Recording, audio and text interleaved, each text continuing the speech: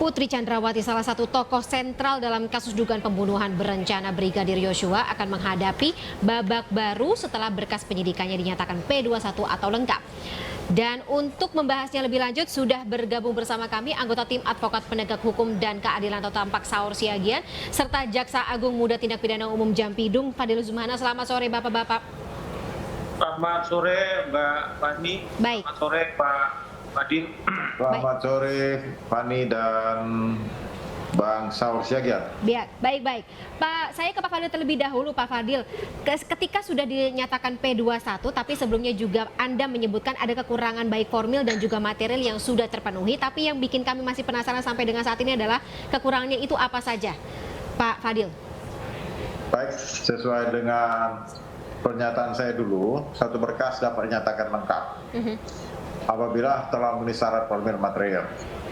Syarat formil itu kelengkapan dari proses penyidikan, kelengkapan dokumen sesuai dengan ketentuan hukum acara pidana, harus lengkap. Dari tindakan penyidikan itu panjang itu. Betul. Ada penyitaan, penggeledahan, segala macam masalah, mungkin rekonstruksi dan segala macam.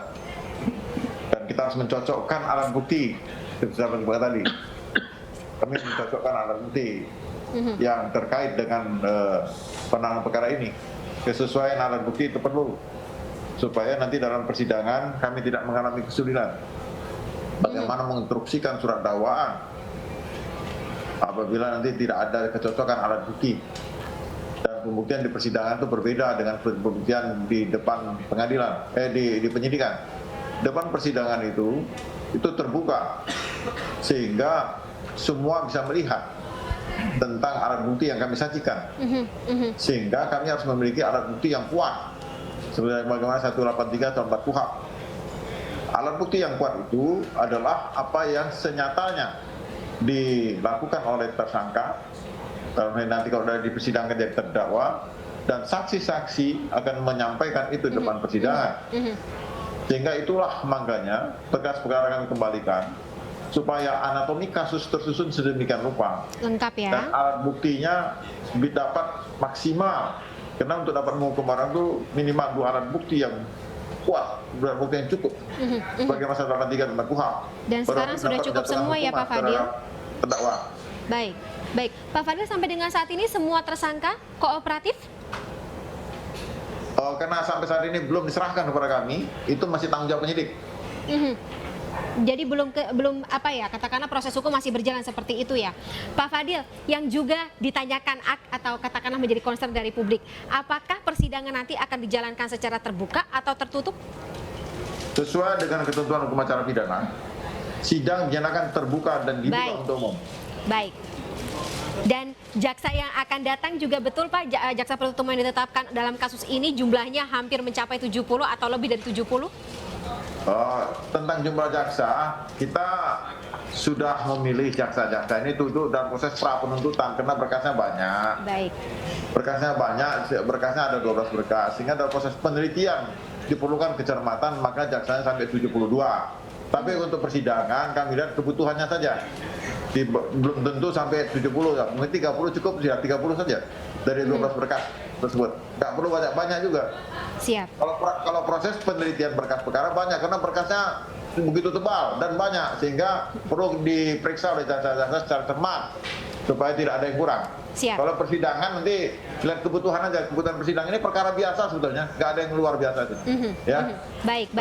Pak Fadil, saya ke Pak Saur terlebih dahulu. Pak Saur, mungkin ada katakanlah tanggapan terkait dengan sudah P21 memang, tapi proses hukum tentunya masih akan berjalan cukup panjang ke depan. Apa harapan Anda?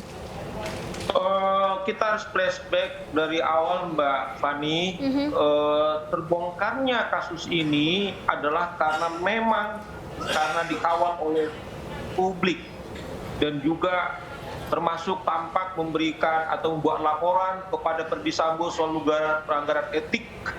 Kemudian rekayasa kasus yang pertama yang pernah dituduhkan tersangka saudara Yosua dengan ancaman kekerasan atau juga pelecehan seksual, kemudian itu gagal, dan kemudian dibentuklah tim sus untuk kemudian menganalisa. Alhamdulillah dengan kepemimpinan dari Pak Jampidum memberikan petunjuk-petunjuk kepada jaksa. Kemudian apa diperintahkan oleh KUHAP, kemudian tentang masa penahanan, kemudian itu bisa dipenuhi. Bahkan kita mengapresiasi jaksa, seluruh jaksa yang terlibat dalam kasus ini bahkan diwanti-wanti tidak boleh bermain.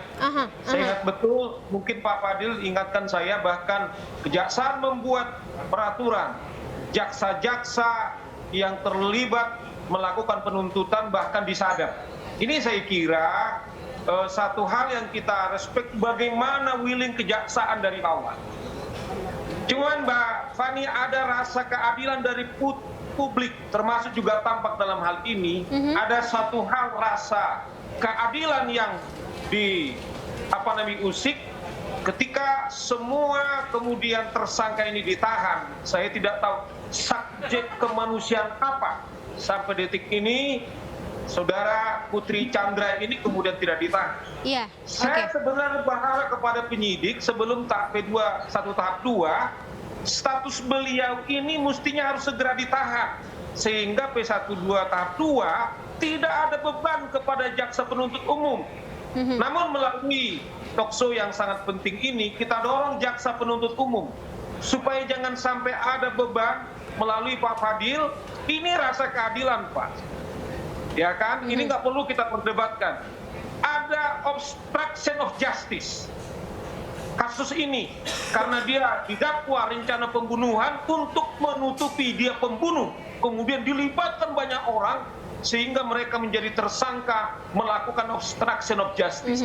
Artinya ada presiden tidak punya niat baik. Pertanyaannya adalah ketika kasus ini diserahkan kepada jaksa penuntut umum, apakah tidak melakukan tindak pidana? Kemudian kita tidak bisa menjamin, yang bisa kita adalah jejak petunjuk yang sebelumnya. Ada kurang lebih 7 orang ditetapkan obstruction of justice karena perbuatan daripada saudara Ferdi Sambo dengan Putri Chandra. Jadi kita dorong betul, seandainya statusnya diserahkan P21 tahap 2 tidak ditahan, Pak Fadil ini harus ditahan, Pak. Pak Fadil. Supaya rasa keadilan daripada publik ini kemudian tidak disebut dan tidak menjadi pertanyaan. Baik, Pak Fadil, kalau ingin menanggapi silakan langsung Pak Fadil. Baik, kami sangat menghargai pendapat dari Pak Saur Siagian, sangat menghargainya. Namun perlu saya sampaikan, dalam proses hukum itu, dalam proses tahap 2 dan proses penuntutan itu, kami sudah membiasakan mendidik jaksa kami untuk bersikap mandiri, mengambil sikap. Jadi kami serahkan sepenuhnya kepada jaksa untuk bersikap dalam penanganan perkara ini. Namun demikian, apa yang disampaikan Pak Saur tadi mungkin jadi masukan bagi kami dan jaksa nanti. Itu sepenuhnya disampaikan kemarin dalam penjelasan kepada para awak media kemarin. Dalam proses penegakan hukum, apalagi saat ini belum diserahkan tanggung jawab tersangka dan barang bukti, saya tidak bicara akan apa yang akan dilakukan. Nanti kita lihat bagaimana jaksa mensikapinya. Saya yakin jaksa-jaksa saya ini semua punya kemampuan dan pengalaman yang tinggi dalam penanganan perkara, tahu apa yang harus diambil, sikap yang jelas, sikap apa yang diambil. Saya yakinnya benar. Sehingga saya dalam semua perkara, bukan hanya perkara ini, seluruh perkara yang kami tangani di seluruh Indonesia, saya lepas seluruhnya kajari-kajari saya bersikap apa. Kenapa? Karena dia tahu pertimbangan yang tepat untuk itu. Ya. Pak Fadil, kita harus jeda terlebih dahulu. Pak Fadil, mohon maaf saya potong. Tetap bersama kami pemirsa di iNewsroom.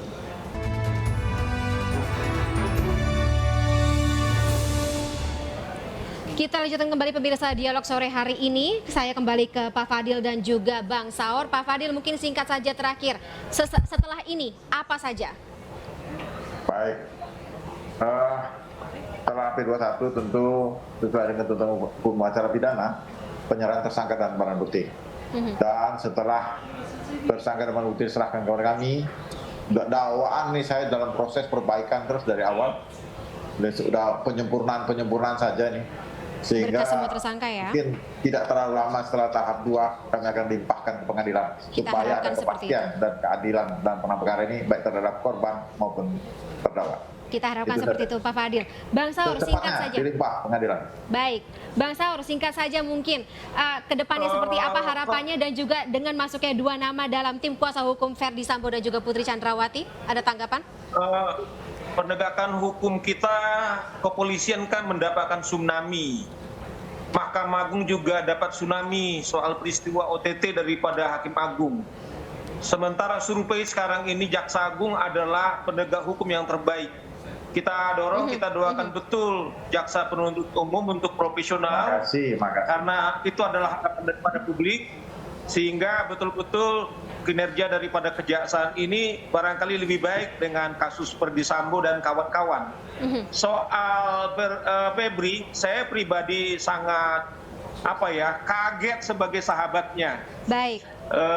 Saya kira kan ada dugaan publik juga bahwa uang Sambo itu banyak, dari mana kira-kira gitu, sebagai aktivis anti korupsi. Cuman saya bilang sama beliau, sudah saya komunikasi, Baik, Bang kamu Saur. Singkat ya, pastikan Bang Saur. profesimu advokat itu tidak digunakan untuk menutup-nutupi rasa kebenaran dan keadilan. Itu aja pesan saya kepada saudara Febri. Sama-sama kita kawal bersama ya Bang Saur dan juga Pak Fadil untuk kedepannya.